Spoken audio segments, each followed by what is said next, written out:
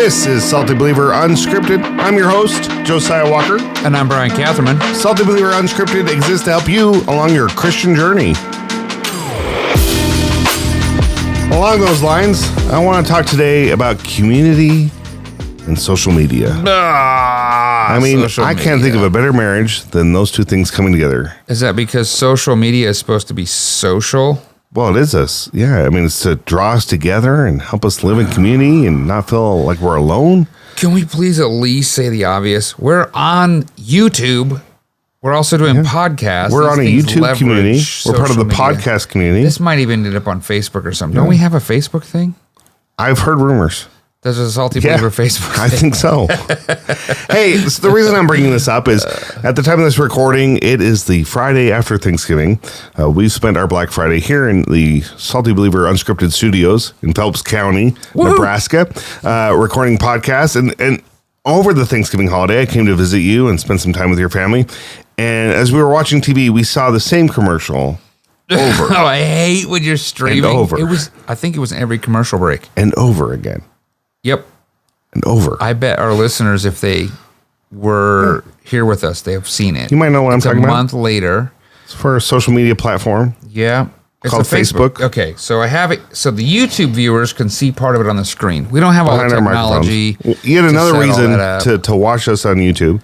We have a YouTube channel at SaltyBeliever.com. Find that. Go to SaltyBeliever.com. Find the YouTube channel called SaltyBeliever.com and check it out. Okay, but here's the deal. We don't have all the cool technology set up to make the whole the thing fill the whole space. But the commercial is called Home for the Holidays. We're not even going to play the audio, right? No, because we don't know if we have the rights for that. But it plays like a Dylan, Johnny Cash song. Yeah. That's great. The girl from the North Country is the song. Okay. It's a great commercial. And this thing grabs your... You know what's going to make this commercial even better is if we just played it in silence and then you and I narrated the events happening for our listeners. Yeah. So let me do this. So I want to hit play on this thing. Home for the holidays. You can't hear it if you're audio only and you can barely see it, but we're going to talk through it. So it opens up. Light music is playing. It's Thanksgiving. Woman looks. Anybody else going to be home for Thanksgiving? She posts on Facebook. Oh, this guy's on the bus. He's looking back to the glory days of high school. He likes the post. Football.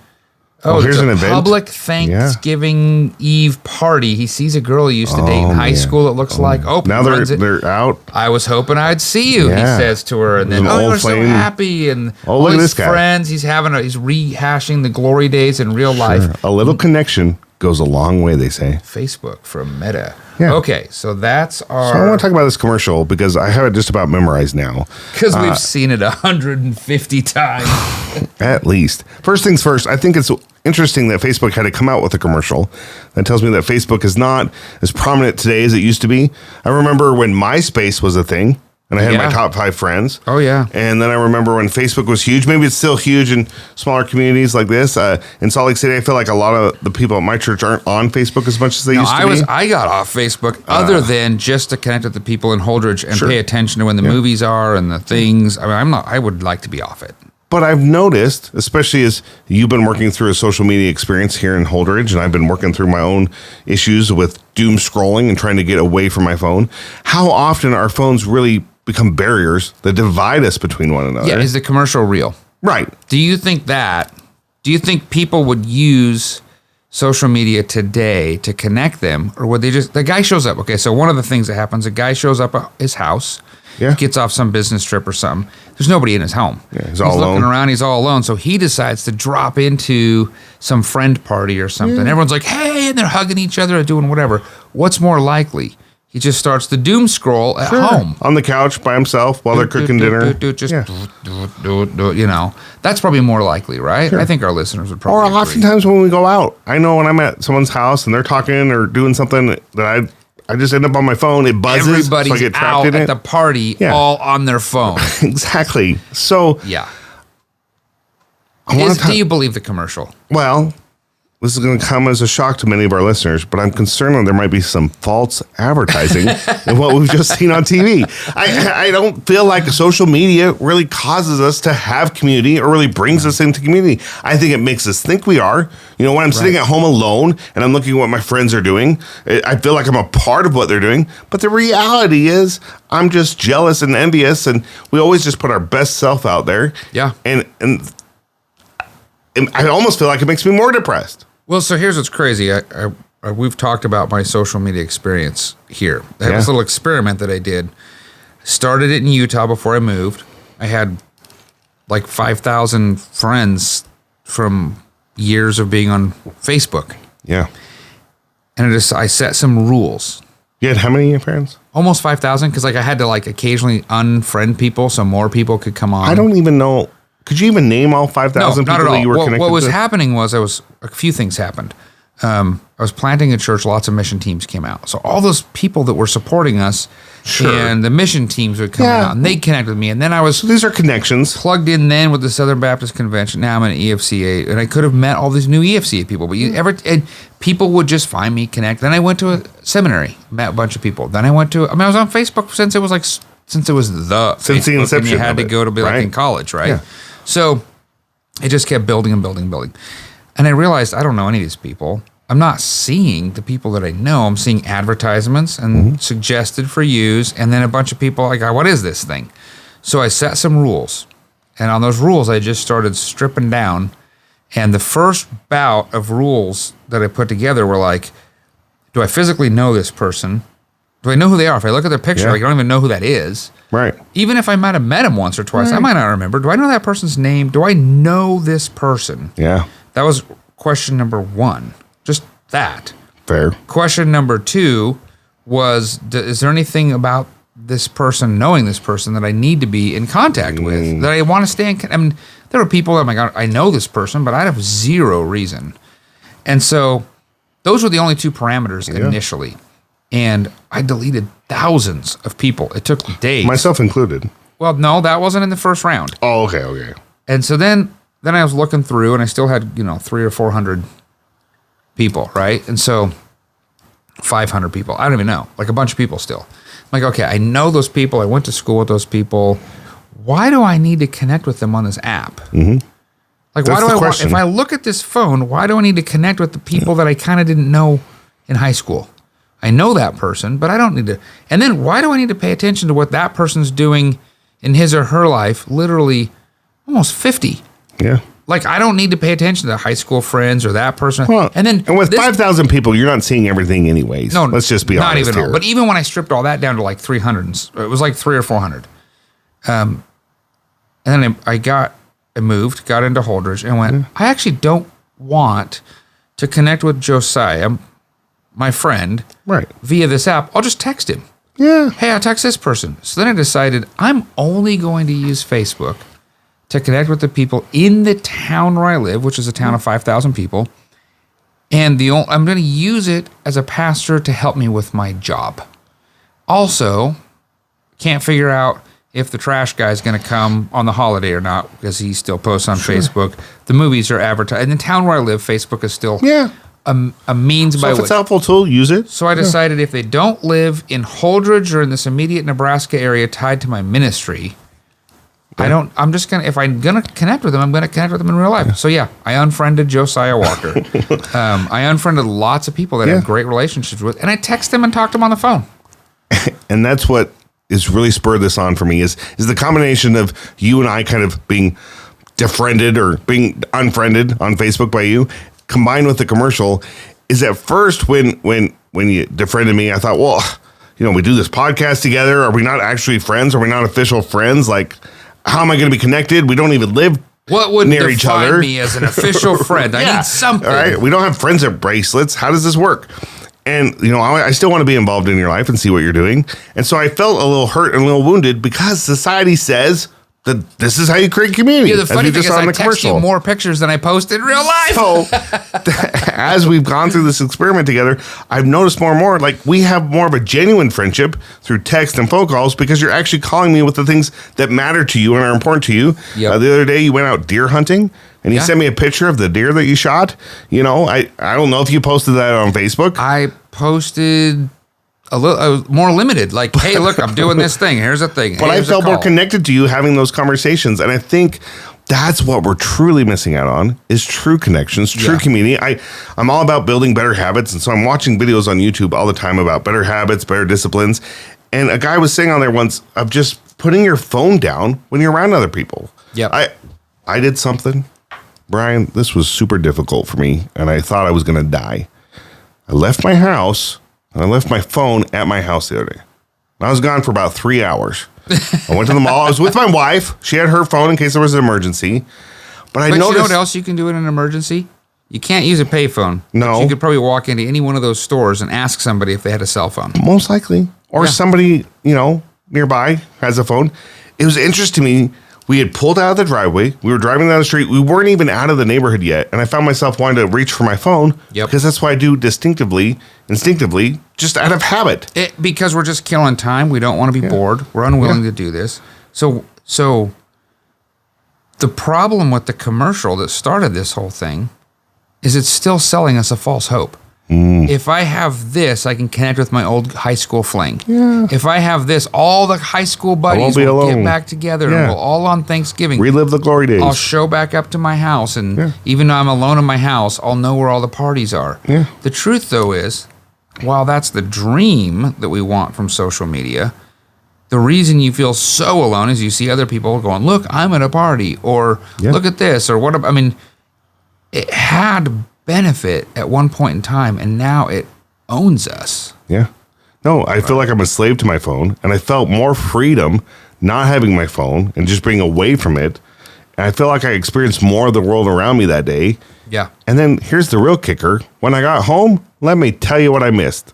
Right. Absolutely nothing. Junk. Right? I mean, maybe a spam email. That's it. I deleted my Twitter account. I deleted my Instagram account. I deleted my LinkedIn account.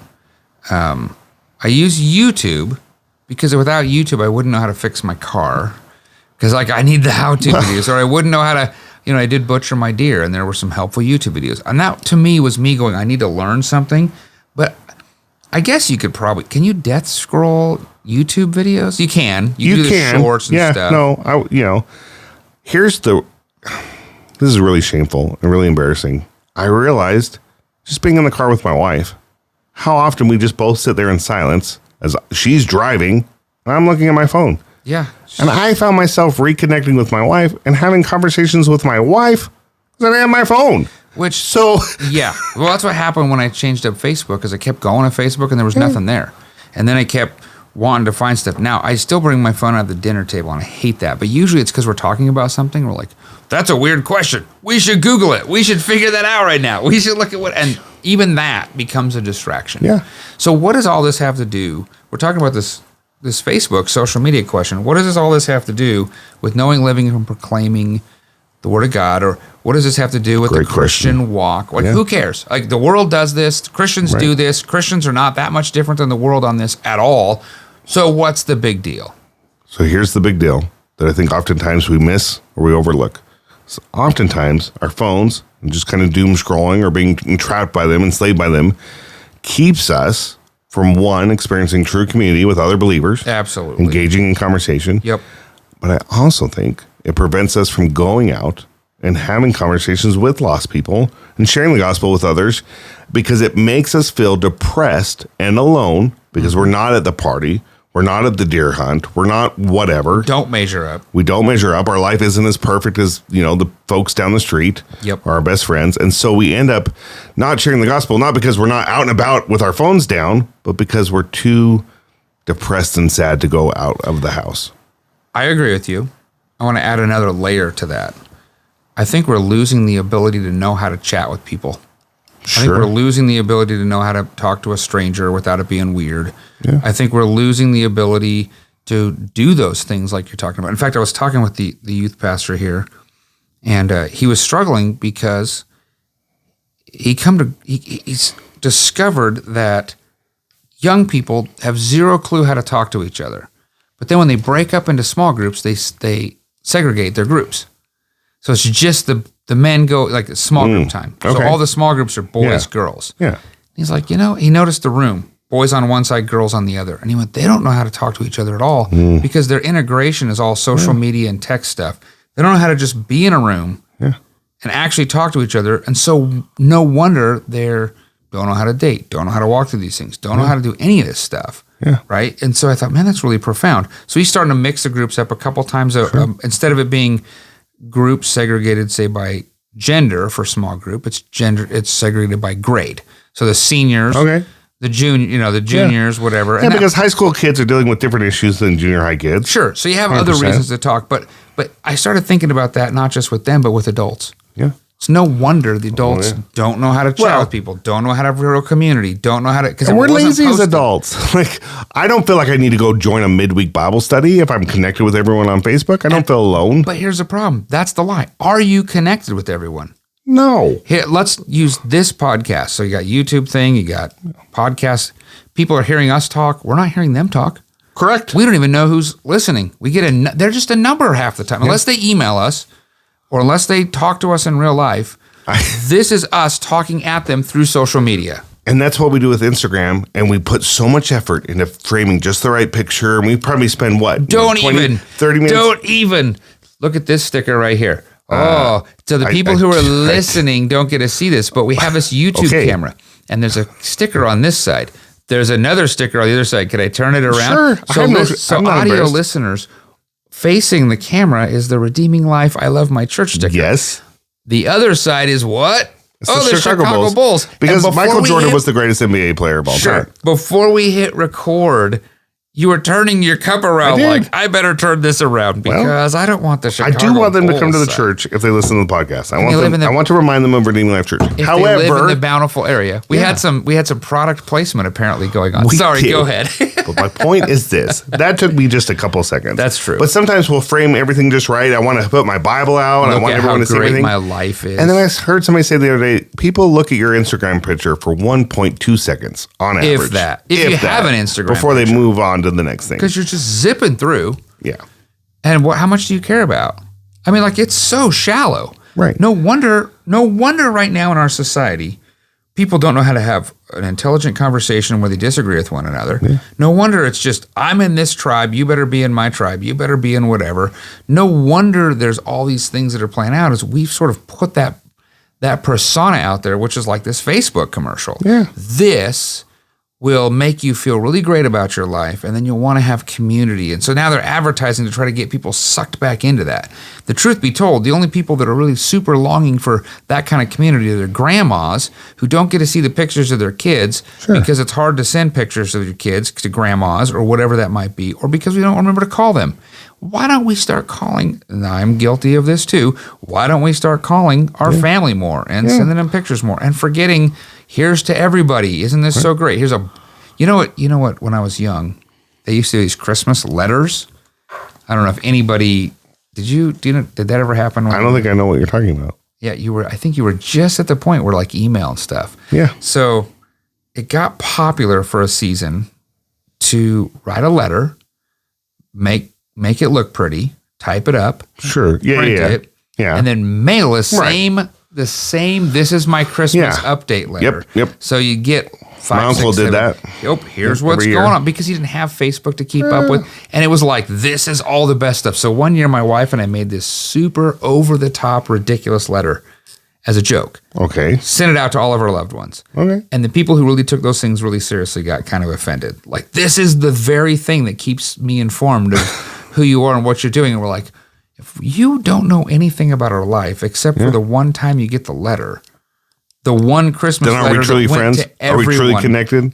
We either need to do more. Yeah. So I have a buddy, served in the Army with him. He still to this day will write postcards and send postcards to his friends. Yeah. It's awesome because they're individualized and, hey, here's the thing or whatever. We don't do any of this anymore. Right. So again, back to Christian community, we've actually taught Christians, just like the world, how to live in this world that doesn't. But we need to be different from the world. We need separate to have from the world. Real community. Yeah. Genuine. So what do you do? I think you have a party. You send a postcard to everybody, invite them over and have a Bible study like it's 1996, put everyone's phone in a bowl. You call them on everybody. Yeah, well, so the youth actually have to put all their phones in this little thing if they can't keep it in their pocket, but if it comes out, it's got to go away. But call some people and invite some people and do some things. This is hard because we're using this cool social media tool, YouTube. We're using the podcast apps to at least put this information out. But the truth is, I have never been really happier not looking at my phone all the time to see what's going on in the world. I have to look for it and figure it out. it's just not, it kind of reminds me of growing up in high school when we didn't have phones. You couldn't check your pager to see what was going on all the time, if you even had a pager, because you only got one phone number, you had to call them back. Yep. Right? And the only reason you knew where all your friends were in elementary school was you went to the house where all the bikes were at, right? That's exactly right. So I think that's what Facebook's trying to tap into, which tells us we've got, if Facebook, of all people, is trying to get you to use Facebook for that purpose, we got to figure this out. If they're trying to sell you community, you know that there's something wrong there. Yeah, they're selling you community. Invite your wife out to dinner. Throw your phones in the glove box. Enjoy a meal together. Talk to each other, just like it was your first date 20 years ago. I want to leave our listeners with this verse as we kind of wrap up here today. It's from Matthew 18, verse 20. It says, "For where 2 or 3 are gathered together in my name, I am there also." Until next time. Thanks for listening. Find more resources at SaltyBeliever.com.